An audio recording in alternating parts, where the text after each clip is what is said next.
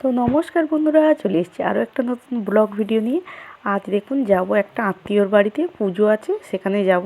তো তাই তাড়াহুড়ো করে রান্না করে ফেলছি। বাবা আর মা বাড়িতে থাকবে। তো আজকের আমাদের এখানে শনিবার হাট বসে, জানেন। আমাদের সুন্দরবনে সব হাট হয়, মানে শনিবার মঙ্গলবার এইরকম হাট আছে আমাদের, শনি মঙ্গলবার। তো শনিবার আজকের হাটের বেলা, আর আমাদের দোকান আছে। দোকানে এবারে বেচা কেনা হয়, মানে অনেক বেলা হয় আসতে, বাড়ি আসতে 2-2:30 বেজে যায়। এবার একটা অনুষ্ঠান বাড়ি যেতে গেলে তো আর অত দেরি করা যাবে না, তাই আমি একাই চলে যাব আমার ছেলেকে নিয়ে। আর মেয়েও নেই বাড়িতে, তাই ছেলেকে নিয়ে বেরিয়ে যাব। তাই রান্নাটা করে ফেলছি। উচ্ছে ভাতে দিয়েছি, আলু ভাতে দিয়েছি, আর একটু ঘটিতে ডাল সিদ্ধ দিয়েছি। আমাদের ডালটা রোজের লাগে, জানেন। মানে আমাদের যত কিছুই রান্না হোক না কেন, বাড়িতে একটু ডাল করতেই হয়। তো ডাল একটু সিদ্ধ দিয়ে দিয়েছি। আর ওদিকে টিমের জন্য মাংস আর একটু কুমড়ো দিয়ে সিদ্ধ করে, হলুদ দিয়ে সিদ্ধ করে রেখে যাচ্ছি, ওকে ভাত দিয়ে দেবে। আর এখানে বাগানে চলে এসেছি। এই যে লাল নোটে শাক হয়েছে, পালং শাক, এই যে ধনে পাতা আছে, এর মধ্যে দুটো একটা মানে বীজ পড়েছে। পরে এই যে বর্ষাতে বীজ পড়েছিল, পরে এই যে দেখুন 2-4টে শাক হয়েছে, 2-4টে মানে এখানে দুটো ওখানে দুটি হয়ে বেশ অনেকগুলোই হয়েছে। দেখুন শাক এক ঝুড়ি হয়ে গেছে। তো এখানে যে বিন কড়াই একদিন তোলা হয়েছিল, আরও একদিন তুলবো, বেশ বড় বড় হয়ে গেছে। এই যে বেগুন গাছটা দেখুন না, কত বড় বড় বেগুন হয়েছে। এই যে বেগুন গাছটাকে কী করি বলুন তো, দুটো লাঠি দিয়েছি, কিন্তু এই যে এতবার বেড়েছে আর এত বড় বড় বেগুন, মানে গাছটার ডালগুলো এত পাতলা, ওই বেগুনের ভারে ডালগুলো ভেঙে যাচ্ছে। কী করা যায়, আপনারা কমেন্টে জানাবেন তো কী করে ওকে আমি আটকে রাখবো।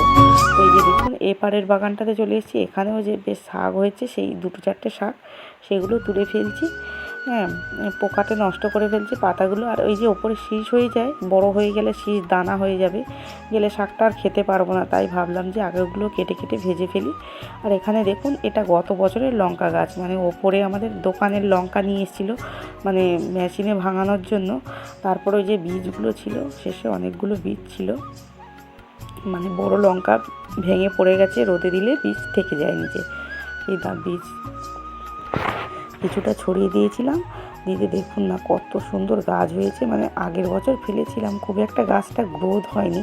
তো এই বছর আমি, ওটা ভালো হয়নি বলে গাছগুলো ছোট ছোট হয়েছিল, ওকে ভালো করে খুশে দিয়ে জল দিয়ে সার দিয়েছি, খুব সুন্দরভাবে বেড়েছে। আর এখানে দেখুন মটরশুঁটি গাছগুলো দেখুন একদম তরতাজা। এই পুঁই শাকটাও সেম, বর্ষার শাক, তো খুব একদম হলুদ হয়ে গেছিলো, আর মানে কেমন হয়ে গেছিলো, তাকেও জল দিয়ে সার দিয়ে একদম তরতাজা হয়ে গেছে। আর এখানে লঙ্কা গাছটাতে এত লঙ্কা ধরেছে, আর এত ছোট ছোট ফুল ফল ধরেছে, আপনাদেরকে তো দেখালাম, খুব সুন্দর হয়েছে। আর উচ্ছে গাছগুলোও বেশ সুন্দর হয়েছে। ওকে দেখি মানে একটা যাই হোক দিয়ে সাপোর্ট দিতে হবে, ও তো বড় হবেই আর বেয়ে বেয়ে উঠবে। হ্যাঁ, ওকে একটা সাপোর্ট দিতে হবে। তো এখানে শাকটাকে ভেজে ফেলছি, একটু লঙ্কা, পেঁয়াজ আর একটু রসুন কুচি দিয়ে দিয়েছি, দিয়ে শাকটাকে ভেজে ফেলবো। আর আমাদের তো বাড়িতে সব মা বাবা সব সুগারের রুগী, তো একটুখানি আলুটা কম যতটা দেয়া যায়, তো তাই একটু সবজি দেওয়ার বেশি চেষ্টা করি, বাড়িতে সবজিটা বেশি রাখার চেষ্টা করি, তরকারি যতটা সম্ভব আলুটা কম, সবাইকার খাওয়া দরকার, তার মধ্যে আলুটা তো খুব প্রিয়, মানে ভালো লাগে খেতে। তাও হলে কি, এই যে দেখুন এখানে তেলের মধ্যে একটু হলুদ গুঁড়ো দিয়ে দিয়েছি, দিয়ে ডিমটাকে একটু ভেজে নিলাম লাল লাল করে, ডিম আলু দিয়ে তরকারি করব। তো মা আর বাবা খাবে, 4খানা ডিম নিয়েছি। আবার ওবেলা এক জায়গায় যাব, বোনের বাড়িতে যাব বিকেলবেলা, তো তার জন্য তরকারিটা করে রেখে যাচ্ছে, ওখান থেকে এসে আবার বেরিয়ে যেতে হবে। তো মারা দোকানে যায়, তো বিকেলে এসে রান্না করতে অসুবিধা হবে, তাই ডিমের তরকারিটা করে রেখে যাচ্ছে। একটু রুটিটা করে ফেললেই হয়ে যাবে, দুজনে খাবে, 6টা রুটি হবে হয়তো। তো এখানে টিমের ভাত থাকলে ওকে ভাত দিয়ে দেবে রাতে। তো এখানে দেখুন ডিমের তরকারি হয়ে গেছে, শাক ভাজা হয়ে গেছে, ওদিকে ডাল সিদ্ধ হয়ে গেছে, সব রেডি হয়ে গেছে।